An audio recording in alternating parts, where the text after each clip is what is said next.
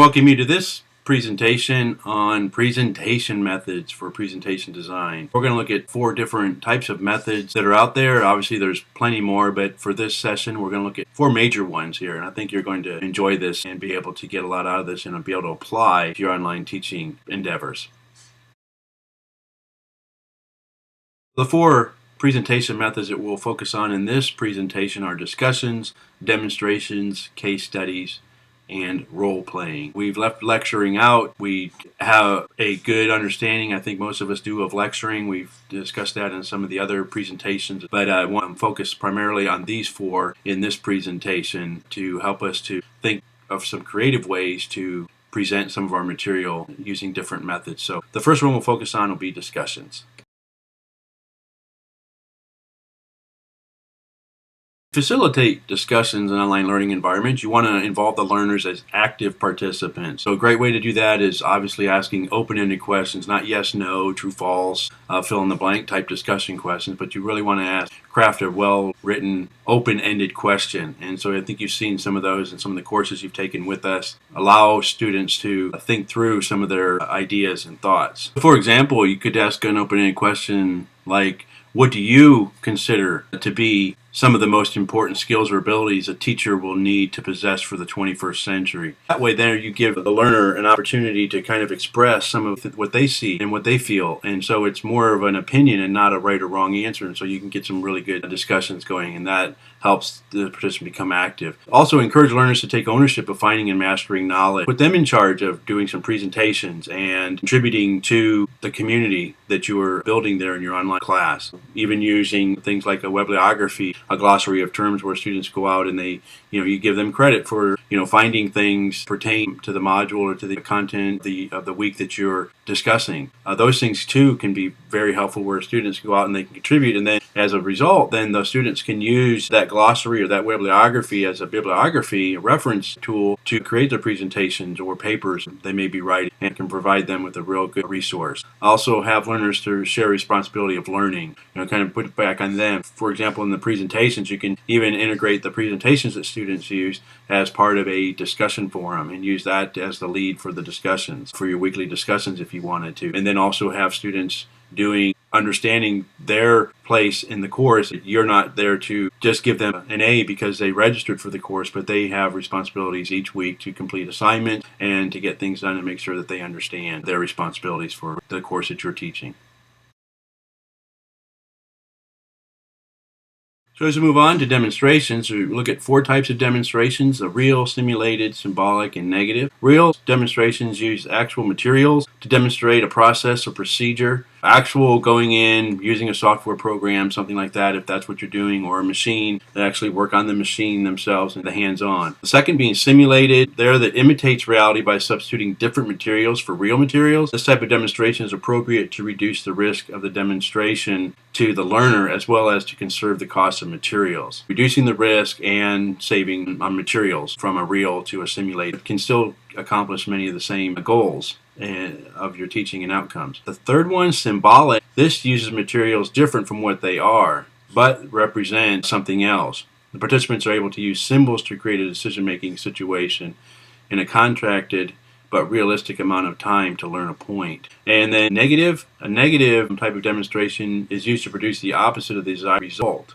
A negative demonstration allows learners to understand the consequences of doing a process the wrong way or obtaining an undesirable result.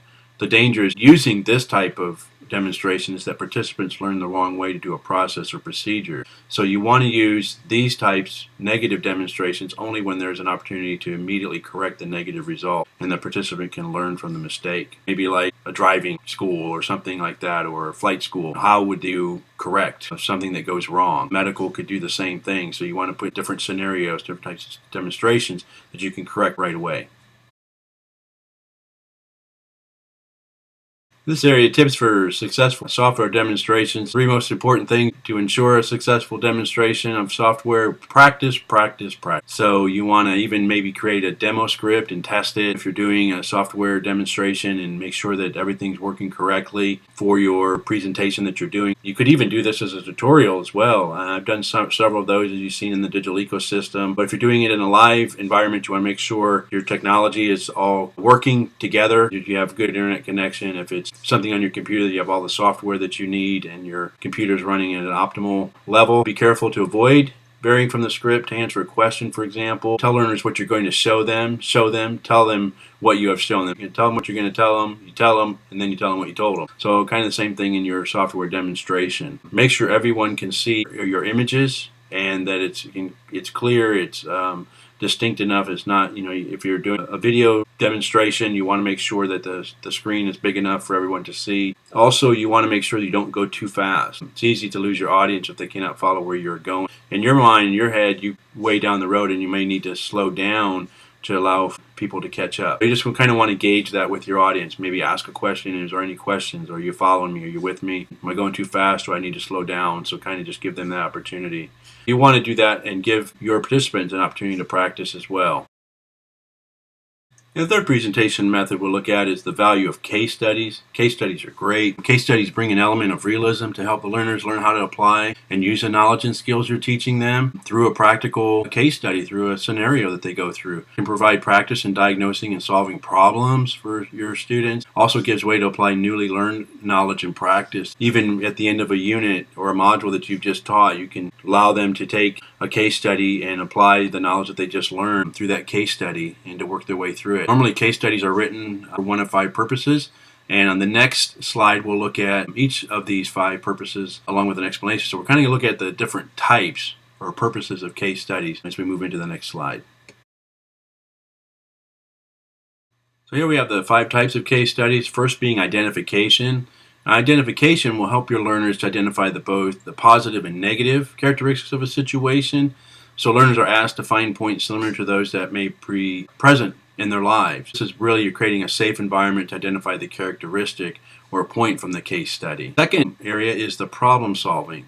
Problem solving helps your learners to use systematic and creative problem solving techniques. So you introduce the problem solving models are introduced, and then to solve the entire problem or any part of the problem solving success, such as finding a solution or clearly identifying the problem. So this one is very good in some situations pertaining to some disciplines. For example, as we talked on the slide earlier about in the medical field or in transportation, for example, in some of the other areas that you can think of, that problem solving would be very beneficial to understanding and knowing. Law enforcement as well. Third would be practice. This type of case study helps learners think about and use a new idea or try out a skill in a safe setting before using it in the real world. So learners can also use practice to explore and clarify their attitudes about a specific issue to kind of really help them form their philosophy on an issue in a safe environment where they're able to, once they make their decision, then how does that affect other areas? So practice can really help expose some of the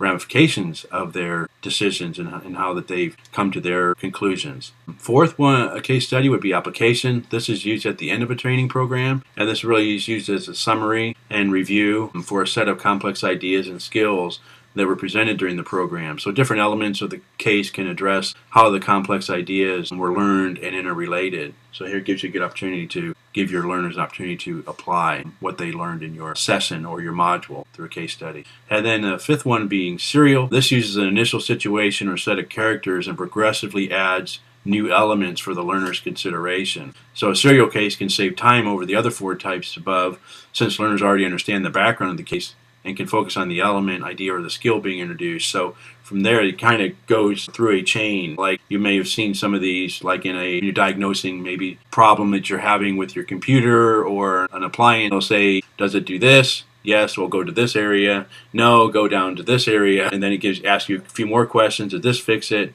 Yes, okay, then you're done. Or no, then it takes you through another situation and helps you figure it out through diagnosing it that way. Well, you could build a case study much the same way through using the serial type of case study.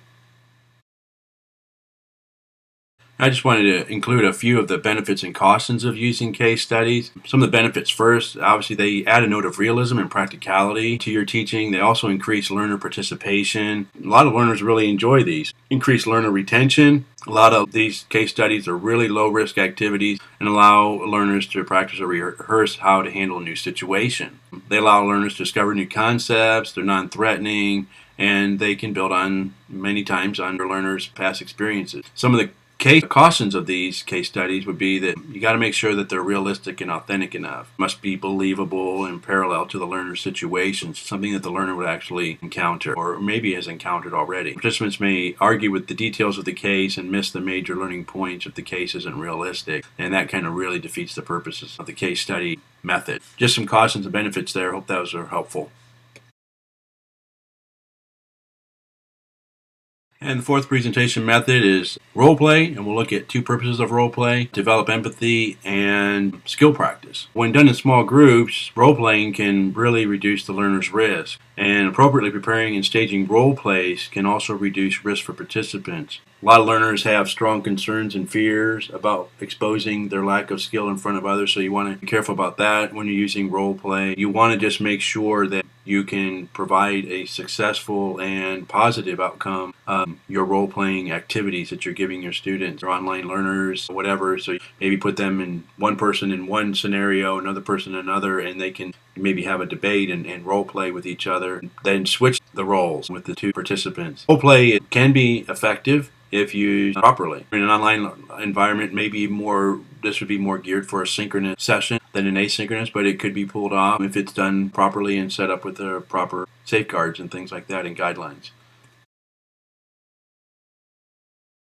We'll wrap this presentation up, looking at different presentation methods to use in your online or face-to-face presentations you may have. Remember, we've got discussions, case studies, role-playing, and demonstrations. All of these can be effective, used properly, and used in the correct environment and for the point that you want to get across. Remember, make sure that these presentation methods don't become the focus, but are really just a vehicle to get across the points of the content and the learning outcome that you want for your students. A little bit of effort will go into helping you design an effective case study or discussion or just a demonstration or role-playing activity, but they can really be very meaningful and enjoyable for your participants. And I look forward to seeing you guys in the next presentation.